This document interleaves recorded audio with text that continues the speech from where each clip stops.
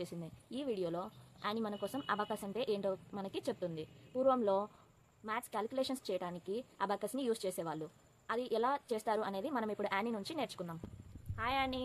Hi అక్క. ఈరోజు మాకు అబాకస్ చూపిస్తావా? చూపిస్తాను. మీకు అబాకస్ తెలుసా? సో ఇప్పుడు మనం అబాకస్ గురించి నేర్చుకునేకు ఇది ఏంటో అనేది చెప్పబోతున్నాను. సో ఇది అయితే అబాకస్ స్కేల్ అని అంటారు. సో దీని గురించి కొన్ని ఇంపార్టెన్స్ అయితే చెప్పబోతున్నాను. సో వీటిని హెవెన్ బీట్స్ అని అంటారనమాట. సో వీటిని ఎర్త్ బీట్స్ అంటారు.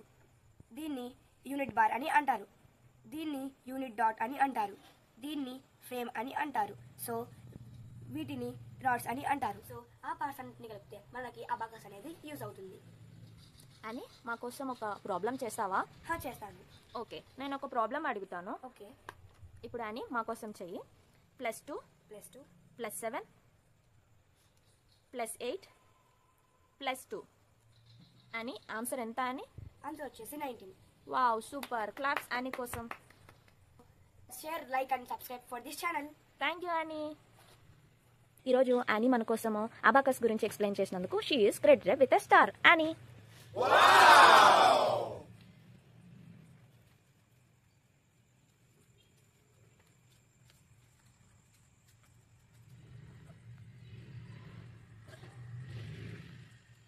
Thank you, Annie, and God bless you. Thank you. Bye. Bye.